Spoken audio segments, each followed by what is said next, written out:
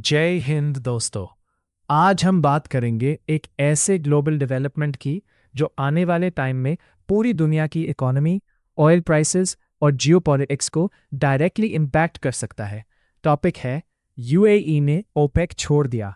क्या है इसका मतलब? सबसे पहले समझते हैं कि ये खबर इतनी बड़ी क्यों है।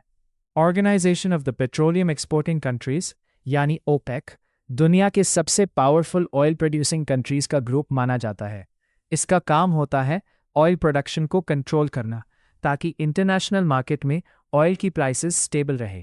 और इसी ओपेक का एक इम्पॉर्टेंट मेंबर था यूनाइटेड अरब एमिरेट्स यूएई। लेकिन अब यूएई ने डिसाइड किया है कि वो ओपेक से अलग हो जाएगा। अब सवाल है, यूएई ने ऐसा क्यों किया? इसके पीछे तीन बड़े रीजन समझिए। एक, प्रोडक्शन फ्रीडम, सबसे बड़ा फैक्टर। ओपेक अपने मेंबर्स को एक लिमिट देता है कि वो कितना ऑयल प्रोड्यूस कर सकते हैं। यूएई को लग रहा था कि वो अपनी फुल कैपेसिटी यूज नहीं कर पा रहा, इसलिए वो अब खुद डिसाइड करना चाहता है कि कितना ऑयल निकाले। दो, इन्वेस्टमेंट का प्रेशर। यूएई ने अपनी ऑयल प्रोडक्शन कैपेसिटी बढ़ाने के लिए बिलियंस ऑफ डॉलर्स इन्वेस्ट किए हैं। अब जब इन्वेस्टमेंट हो चुका है तो वो ज़्यादा प्रोडक्शन करके ज़्यादा प्रॉफिट कमाना चाहता है। तीन, पॉलिसी डिफरेंसेस। ओपेक के अंदर कई बार प्रोडक्शन कट को लेकर डिसएग्रीमेंट होता रहा है। यूएई को लग रहा था कि उसकी नेशनल इंटरेस्ट ओपेक की पॉलिसी से मैच नहीं कर रही।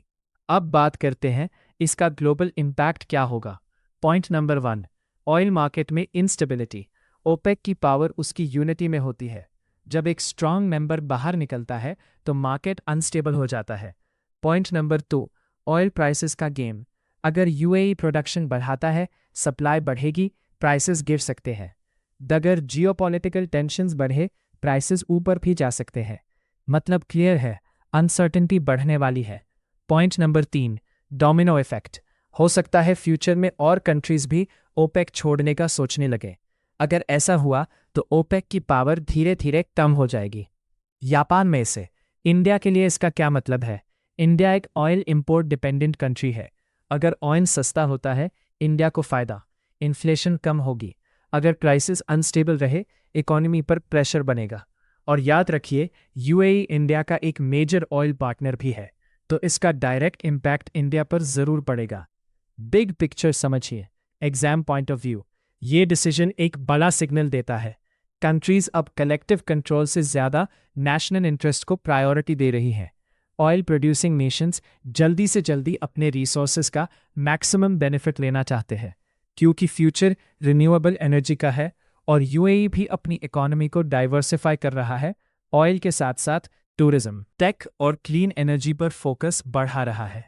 कंक्लूजन, सबसे इंपॉर्टेंट पार्ट, यूएई का ओपेक से एग्जिट एक सिंपल न्यूज़ नहीं है। ये ग्लोबल ऑयल पॉलिटिक्स में एक स्ट्रक्चरल शिफ्ट का इंडिकेशन है। आने वाले टाइम में ऑयल प्राइसेस ज़्यादा अनप्रेडिक्टेबल हो सकते हैं, ओपेक की पावर चैलेंज हो सकती है और ग्लोबल इकोनॉमी पर इसका डायरेक्ट इम्पैक्ट दिखेगा।